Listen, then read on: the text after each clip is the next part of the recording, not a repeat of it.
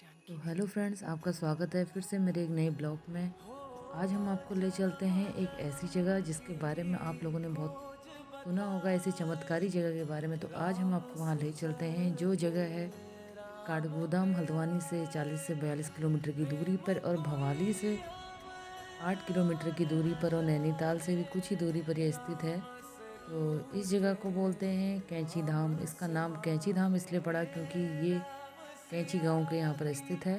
तो देखिए, अभी हम पहुँचने वाले हैं बस कैंची धाम के वहाँ पर।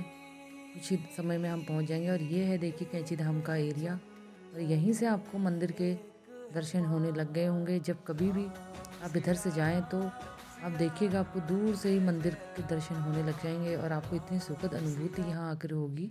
तो चलते हैं आगे आगे, और इस एरिया को देखिए आप, कितना सुकून, कितनी मन को शांति देने वाली ये जगह है यहाँ पर कैंची धाम। तो हम पहुँच गए यहाँ पर पार्किंग में। उसके बाद पार्किंग में गाड़ी लगाने के बाद हम आगे अपनी यात्रा शुरू करेंगे। मंदिर के दर्शन आपको करवाएंगे।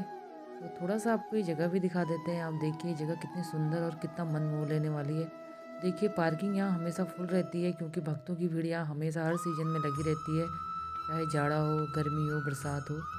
और ये रोड आगे जा रही है इधर अल्मोड़ा को। और इधर देखिए, आप इधर जब जाएंगे तो आपको रास्ते में दुकानें भी लगी हुई मिलेंगी। आप कई सारी चीज़ें यहाँ पर खा सकते हैं। और ये है अल्मोड़ा राष्ट्रीय राजमार्ग। ये मंदिर का मेन एंट्रेंस है। ये जो मंदिर बसा है राष्ट्रीय राजमार्ग अल्मोड़ा के बीचों बीच में ही यह मंदिर स्थित है। तो देखिए यहाँ भक्तों की कितनी भीड़ है। तो आप यहाँ से आगे नीचे को जाएंगे और इधर आपको मंदिर के दर्शन यहीं से भी हो सकते हैं। आप तो अगर मंदिर के अंदर जाने का टाइम नहीं है, आप जा रहे हैं, तो 2 मिनट रुके यहाँ पर, गाड़ी रोकिए, तो आप गाड़ी रोक के भी यहाँ पर दूर से मंदिर के दर्शन कर सकते हैं। और ये है उत्तरवाहिनी नदी। उत्तरवाहिनी नदी के तट पे यह मंदिर बसा हुआ है, कैंची धाम, चमत्कारिक धाम। तो देखिए यहाँ कितनी श्रद्धालुओं की भीड़ हमेशा रहती है। इधर से देखिए बाबा के चमत्कारों के बारे में अगर हम कहें तो बाबा जी को, नीम करोली महाराज को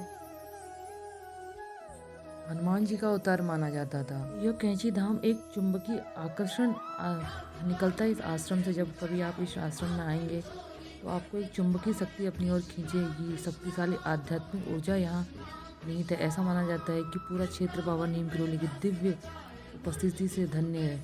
और जो भी भक्त यहाँ आते हैं, भक्त आश्रम में आते हैं, उन्हें शांति की अनुभूति प्राप्त होती है। बाबा जी हनुमान जी के बहुत बड़े उपासक थे और उन्हें हनुमान जी का ही अवतार माना जाता है। और यहाँ तक कि वो अपने पैर भी किसी को नहीं छूने देते थे। इस आश्रम की स्थापना बाबा जी द्वारा 1964 15 जून 1964 को की गई। तो उसी 15 जून को हर साल यहाँ बाबा जी का भव्य मेला लगता है और लाखों श्रद्धालु यहाँ सुबह से लाइन लगा के खड़े रहते हैं बाबा जी के दर्शन करने।